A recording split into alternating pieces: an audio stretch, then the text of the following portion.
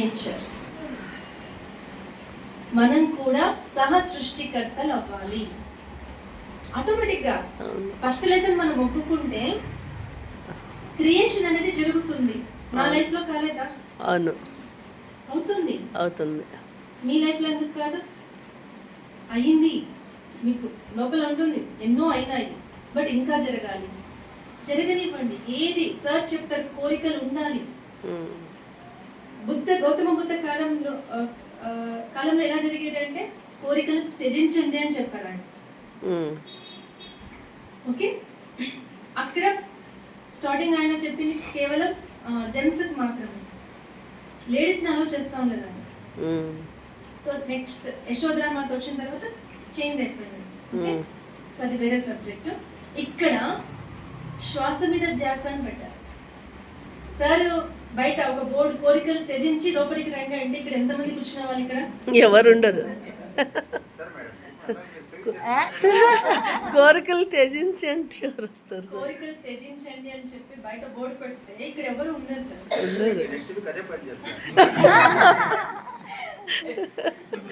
So అప్పటి కాలంలో ఆధ్యాత్మికత అనేది అంత కష్టం ఉండేది.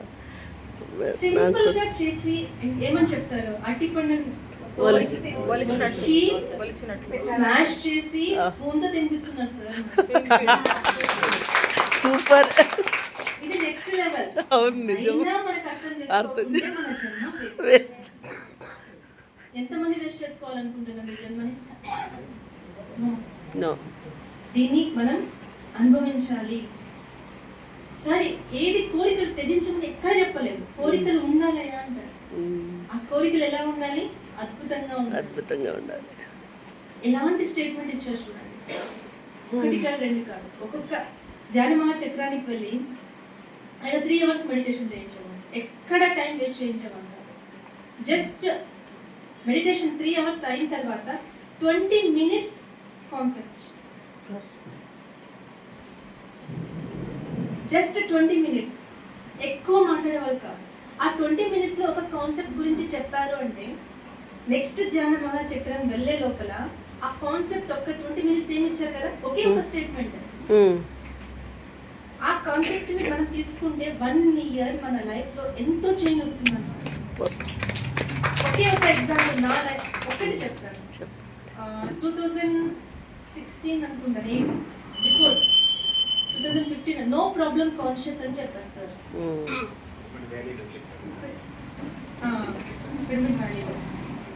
నో ప్రాబ్లం కాన్షియస్ అర్థమవుతుందా?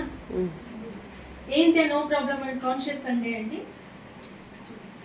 మీ భర్త వచ్చి మిమ్మల్ని కొట్టాడు అనుకోండి, సే నో ప్రాబ్లం. మీ ముందు మీకున్న ఆస్తి అంతా పోతుంది అనుకోండి, నో ప్రాబ్లం.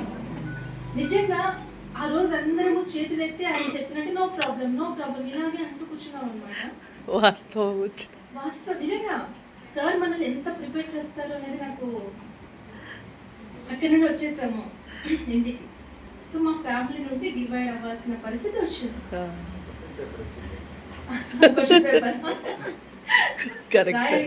కరెక్ట్ గా రాశాను. అంటే ఆ రోజు నో ప్రాబ్లం కాన్షియస్ ఆయన చెప్పలేదు అంటే ఇక్కడ కొద్దిగా డిఫికల్ట్ అయ్యేదేమో. అదే టైం ఫ్యామిలీ నుండి బయటికి, ఫ్రెండ్స్ సర్కిల్ నుండి బయటికి అసలు అనుకోని ఊహించలేని పరిస్థితులు ఎదురవ్వాల్సి వచ్చిందన్నమాట. వెరీ సూన్ అక్కడి నుండి వచ్చాము అంతే. ప్రిపేర్ అయ్యి వచ్చాము, ఇక్కడ ఎగ్జామ్ వచ్చింది. ఏమంటారు, అలా వచ్చేసింది అనమాట. బట్ ఎంత అద్భుతంగా జరిగిందంటే, ఏది మామూలుగా అయితే ఇంకా కష్టమయ్యేదేమో, బట్ వెరీ ఈజీగా, చాలా ఈజీగా అయిపోయింది. So I'm very thankful for that. Sir అందుకే చెప్పారు మీకు.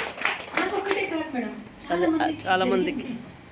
దాని తర్వాత చాలా మంది నియర్ బై తెలుస్తూ ఉంటాయి కదా, చాలా మంది జరిగింది సీనియర్ మాస్టర్స్.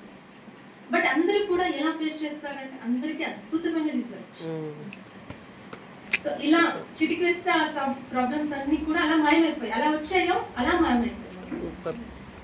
సో అక్కడ మాకు ఫ్యామిలీ నుండి బయటకు వచ్చాము. దానికన్నా ముందుగా కొట్టూరులో పిరమిడ్ ఓపెన్ అయింది. అక్కడ అందరూ కూర్చున్నాం. సార్ చేతిలో స్పెండ్ చేయాలంటే అర్లీ మార్నింగ్ లేచిన వెంటనే సార్తో పోయి కూర్చోవాలన్నమాట. అద్భుతం. కాఫీ తాగుతూ సార్ చెప్పే కాన్సెప్ట్స్ వింటూ ఉంటే నిజంగా చాలా బాగుంటుంది అనమాట. ఆ మూమెంట్ మాత్రం మిస్ చేసుకో. సార్ ఎప్పుడు లేస్తారా అని వెయిట్ చేస్తూ సో సార్ సౌండ్ చేస్తారు సార్ అని అంతే. సో సార్ లేస్తారు, వెళ్ళి కూర్చుంటాం అనమాట. అలా కొత్తూరులో కూర్చున్నాము. సార్ ఓపెనింగ్ వచ్చారు, కూర్చున్నాము. అలా మాట్లాడుతూ ఉన్నాము. సార్ మా ఆయనను చూసి అడిగారు, నన్ను మా ఆయనను చూసి అడిగారు, హాస్పిటల్లో మీ ఇల్లు ఎక్కడ వస్తుందిరా అన్నాడు. హరిశంకర్ సార్ వాళ్ళ ఇల్లు ఉంది కదా సార్, పక్కనే అన్నాను.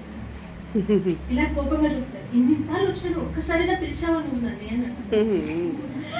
నేను గొప్పగా చెప్పుకున్నా, సార్ నెక్స్ట్ టైం వస్తారు కదా సార్, మా ఇంట్లోనే మీరు పంపించండి అని చెప్పేసి వచ్చేసాను. ఓకే, డిసెంబర్ హైదరాబాద్లో జరుగుతాయి కదా, దాని తర్వాత కర్ణాటక ప్రోగ్రామ్ ఉంటుంది సార్, ఒక రౌండ్ వస్తారు. ఓకే, ఇది బెంగళూరులో అయిపోయింది. ఇది నో ప్రాబ్లం కాన్షియస్ చెప్పారు. మా ఇంట్లో ప్రాబ్లమ్స్ అన్నీ అయిపోయినాయి. ఇది కొట్టూరులో వెళ్ళాం, ఇంకా కాలేదన్నమాట. ప్రాబ్లమ్స్ ఉన్నాయి, ఫేస్ చేస్తూ ఉన్నాను అప్పటికి. కొట్టూరులో ఈ మాట అన్నాను, సార్ నెక్స్ట్ టైం మా హాస్పిటల్కి వస్తారు కదా, మా ఇంట్లోనే అకామిడేషన్ అని చెప్పేసి వచ్చేసాను. వచ్చిన తర్వాత దాని గురించి మర్చిపోయాను. నేను ఉన్నట్టుండి మా ఇంట్లో డివైడ్ అవ్వాల్సిన పరిస్థితి వచ్చిందన్నమాట. ఏది ఆలోచించలేదు. ఒక ఇంటికి చూడడానికి వెళ్ళాం, వాళ్ళు ఇవ్వమన్నారు. నాకైతే బాగా నచ్చింది. అక్కడ ఏది ఏ రూమ్ ఎక్కడెక్కడ ఉంటుందని కూడా నాకు విజన్స్ వచ్చాయి. రెంట్కి ఎక్కడో పత్రి సార్ ఫోటో ఉంటుంది, సంథింగ్ నాకు ఏదో విజన్స్ వస్తున్నాయి. ఈ ఇల్లు నాకు ఖచ్చితం అన్నాను. నాకు వాళ్ళు ఇవ్వమన్నారు. నెక్స్ట్ డే మళ్ళీ ఫోన్ చేసి మాకే ఇస్తామన్నారు. సో అక్కడికి వెళ్ళిపోయాం అనమాట. అక్టోబర్లో జరిగింది. ఓకే, మేలో నో ప్రాబ్లం కాన్షియస్ చెప్పారు. అక్టోబర్లో డివైడ్ అయిపోయాము. జనవరి 10th సార్ మా ఇంటికి వచ్చారు. అప్పుడు వచ్చింది నాకు, కొట్టూరులో జరిగింది కదా, నెక్స్ట్ టైం మా ఇంట్లోనే అని చెప్పాను కదా, సార్ వచ్చేసారు.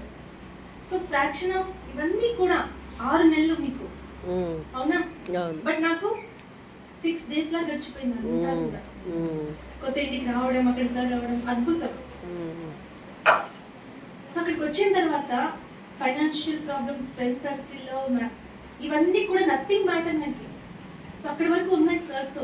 బట్ సార్ వచ్చి వెళ్ళిన తర్వాత సార్ ఆ రోజు అన్నారనమాట, అందరూ వచ్చారు, ఒక 30 members అనుకుంటే 50 to 60 members ఎక్కువే ఉన్నారు. అందరు భోజనం చేశారు, అందరూ వెళ్ళిపోయారు. రాత్రి మేమంతా కూర్చున్నాం, ఒక 15 members కూర్చున్నాం సార్తో పాటు. అంతా చాలా బాగా జరిగిందమ్మా అన్నాను. నేనేమన్నాను, సార్ మీరు వచ్చారు కదా సార్, అంతా బాగా జరిగింది. నువ్వు అనుకున్నందుకు నేను వచ్చాను, నేనే రాలేదు. ఎక్కడుంది థాట్ మీలో. సూపర్. అప్పుడు అనిపించింది నాలో ఇంకా మార్పు రావాలి, నా ఆలోచనలు ఎవ్రీథింగ్. సో మాస్టర్ అనే వాళ్ళు వచ్చి మన అంటే చెప్పాను కదా first, when student is ready master. నా లైఫ్ లో నేను చెక్ చేసుకుంటే నాకు ఎప్పుడు అవసరం కావాలో ఆయన నా దగ్గరకు వచ్చారు. మార్పు అనేది ఆటోమేటిక్ గా జరిగి వెళ్ళిపోయింది. సో ఇక్కడ కో క్రియేటర్ అవుతున్నాం. క్రియేటర్స్ మనమే, కో క్రియేటర్స్ మనమే. Okay, third lesson creation.